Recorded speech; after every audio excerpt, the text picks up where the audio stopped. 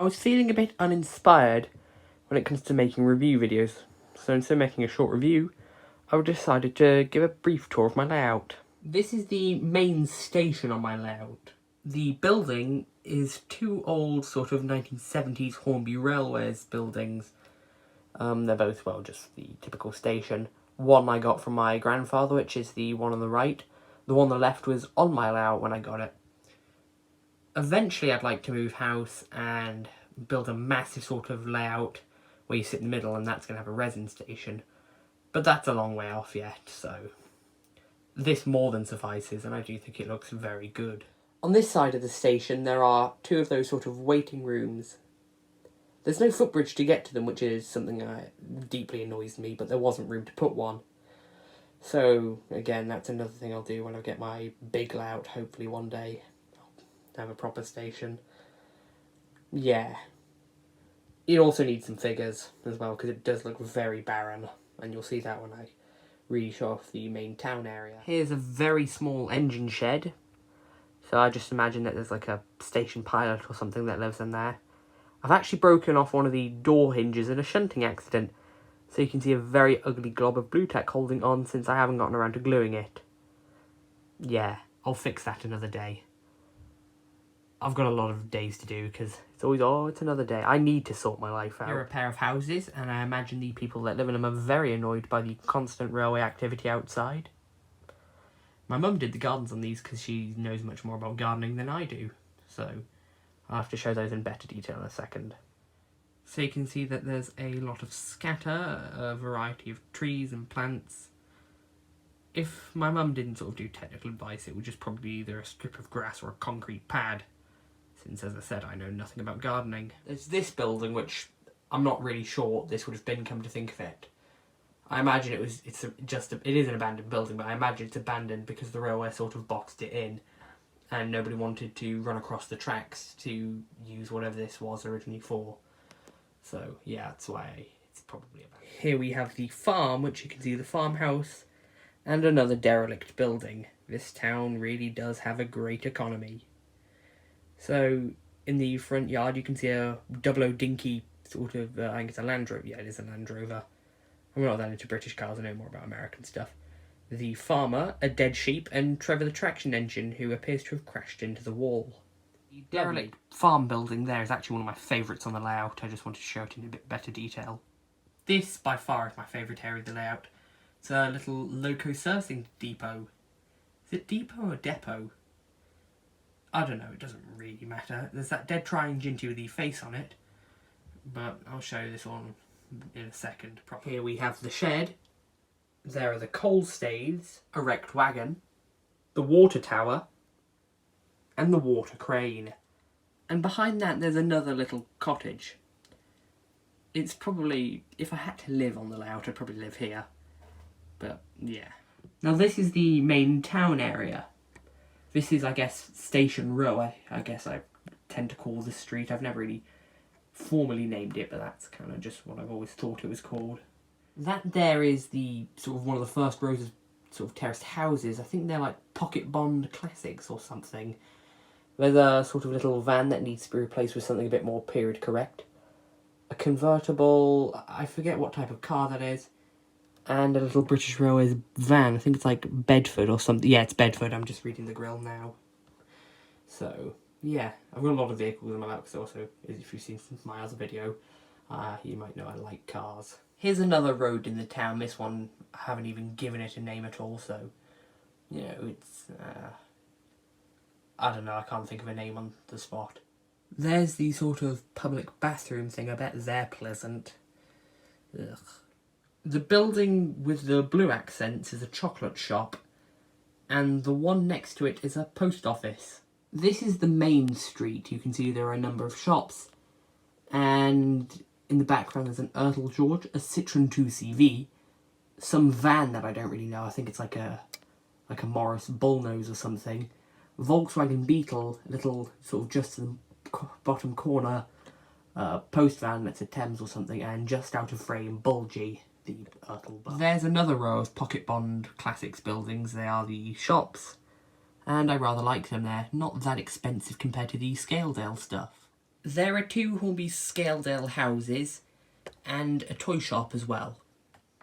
There's arguably the most important building, the pub. Next door to the pub there are 2 terraced houses, and parked up outside one of them is the Ford Anglia from The Young Ones. I love that show. It's what made me love sort of Rick Mail as an actor, well, comedian, and Adrian Edmondson, and that was his car, Vivian, as he was in the show. If you've seen the show, you'll know that he had a severed leg stuck on the bonnet. No, I'm not making that up if you haven't seen it. So, to pay homage, I might have to cut the leg off an unfortunate figure. There's the petrol station, or if you're a bit Americanised like I am, the gas station. You can see parked up outside there's an Austin A40 Farina with a motorbike from the AA, presumably helping it out. Also, the sign's been knocked over, so I need to stand that back up. There's the town fire station, the Scaledale building, and there's a fleet of fire brigade vehicles outside, a Ford Anglia support vehicle, Land Rover sort of fire chief's car, and a Dennis fire engine. I wanted a Dennis one specifically because I like watching Laurie's Mechanical Marvels. There are more terraced houses. Parked up outside one, there's a Jaguar of sorts. And parked up outside, sort of the other one, there's a caravan. How lovely. Behind the terraced houses, there's the war memorial to honour the dead who lost to war. Here's one of the many Ertl vehicles on my layout. Well, Ertl Thomas and Friends vehicles. Lorry 1, he's sunk, I think it is Lorry 1, I don't know. And he's wrecked and he's hauling a cargo of some broken up fencing, which I've just sort of labelled as scrap, so I guess he's being used by the Rag and Bone Men or something. Then there is a Singer sewing machine van. I don't know if any of you guys have seen it, but I watched a really great video sort of on the Singer sewing machine tower. It was actually very interesting. Funnily enough, at my local antique shop the other day, I saw a Singer sewing machine, so... Anyway, it's sort of driving by a pair of railway cottages, or at least ex-railway cottages.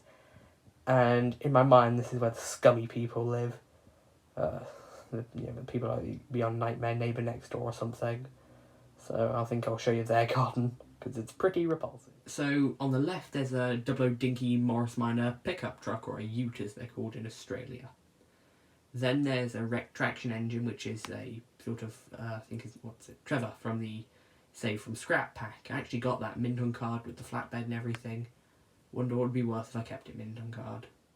This grounded coach body has actually got a bit of personal history. It was one of the first pieces of rolling stock I ever owned. It's a Hornby Annie, and it came with one of those Clockwork Thomases, which now sit up on my shelf. So, yeah. And anyway, so it came in that pack, and it was running till quite recently, but I used the chassis for something else.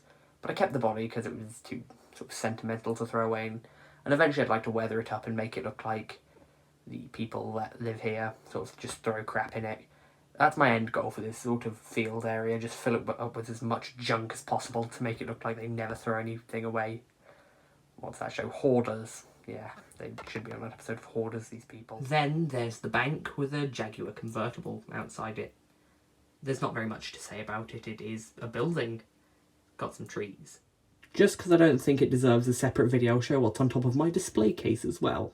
There's a sort of late 1940s, early 50s Metoy Pullman. On top of that, there's a Ertl Lady. And sitting next to Ertl Lady, there's a Thomas Mini's Sexy Tiger Bash. I don't know why they made that item. There's the Clockwork Hornby Thomas. A Dinky Toys, sort of, I don't know what type of train it is, but it's a die-cast locomotive, which actually does run on double scale track. And an Ertl Stepney, and up in the top right corner, you can see, I believe, I'm trying to think what make those are. I don't know, but they're little die-cast trains. Lone Star there, Lone Star, I've just remembered. There's an Atlas Flying Scotsman, and up above I can see a spider that needs to be killed.